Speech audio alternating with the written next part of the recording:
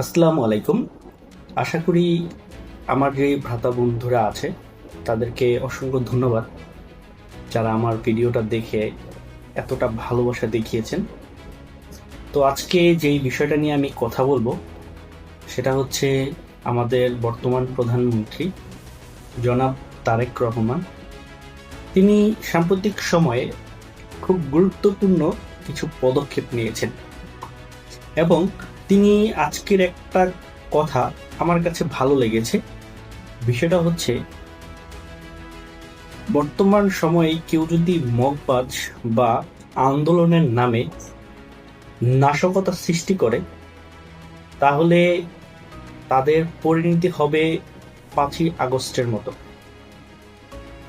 এখানে বর্তমান যিনি আছেন প্রধানমন্ত্রী, তিনি কোনো দলের নাম নেননি। এখানে অবশ্যই তিনি বুদ্ধিমানের পরিচয় দিয়েছেন, কেননা কারণ নাম নিয়ে বলাটা এক ধরনের বিশৃঙ্খলা সৃষ্টি হয় রাষ্ট্রের মধ্যে। তো তিনি এই বিষয়টা খুব ভালোভাবে ম্যানেজ করে এবং আমি আরো কিছু বিষয় আদি উল্লেখ করা যায় এখানে। জনাব তারেক রহমান যখন সংসদে বসে তার কার্যপ্রণালীগুলো খুব ভালোভাবে মেনটেন করে, তখন তিনি মোটামুটি একটু চুপচাপ স্বভাবের হয়ে থাকে। কেননা তিনি যখন কথা বলতে শুরু করে তখন তিনি খুব গুছিয়ে বিষয়টা মানুষের কাছে উপস্থাপনা করে এবং যারা সংসদের যারা পার্লামেন্ট সদস্য আছে তাদেরকে দেখলাম এমন কোনো কথা বলে না যেই কথাটা তাদের বিরোধী দলে গিয়ে খুব বেশি আঘাত হানে। হ্যাঁ, এখানে একটা দৃষ্টি রাখা যায়, তিনি তার যে গুরুত্বপূর্ণ যে কথাগুলো সেই কথাগুলো বিভিন্ন মন্ত্রণালয়ের যারা কর্মকর্তা আছেন এবং যারা এমপি আছেন বা মন্ত্রী পর্যায়ে যারা আছেন তারা সেই বিষয়গুলো সকল বিষয়গুলো দেখা গেছে যারা আইনমন্ত্রী আছেন, পররাষ্ট্রমন্ত্রী আছেন, স্বরাষ্ট্রমন্ত্রী আছেন বা যেই বিভাগের মন্ত্রণালয়গুলো তাদের দিয়ে প্রশ্নগুলোর জবাব দেন। তো এইগুলো খুবই ইফেক্টিভ একটা সংসদ চালানোর জন্য। এবং আমাদের যিনি স্পিকার আছেন, দুজন স্পিকার, তো তাদের দেখলাম তাদের ব্যবহার আলহামদুলিল্লাহ ভালো। মানে এমন কোনো কথার তারা প্রশ্রয় দেয় না যেই কথায় সংসদ উত্তেজিত হবে এবং সংসদের কার্যক্রম ব্যাহত হবে।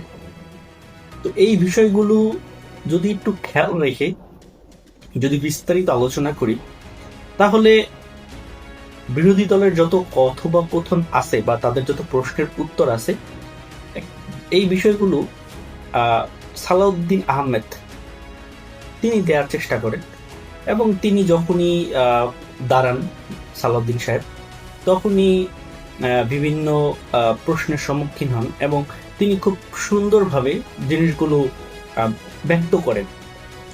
তো এই জিনিসগুলোর কাছে বর্তমান যে সাধারণ জনগণ আছে তারা একটু আশাহত, কেননা আমরা চাইলেই প্রধানমন্ত্রী এই প্রশ্নের উত্তরগুলো দিতে পারে, কিন্তু কোনো এক অজানা কারণে তিনি চুপচাপ বসে থেকে সালাউদ্দিন সাহেবের কাছ থেকে তিনি প্রশ্নগুলোর উত্তর দেন।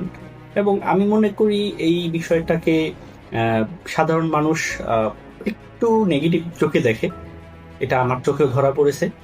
কিন্তু ইদানিং সময়ে তিনি এই প্রশ্নের উত্তরগুলো তিনি দেওয়ার চেষ্টা করেন, এটা ভালো দিক।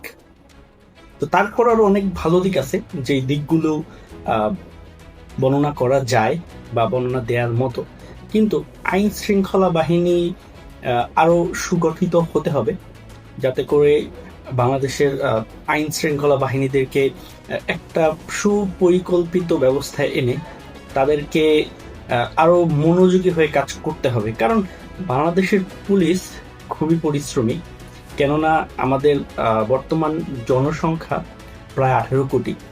তো 18 কোটি জনসংখ্যার জন্য যেই হারে পুলিশ দরকার বাংলাদেশে সেই হারে পুলিশ নেই।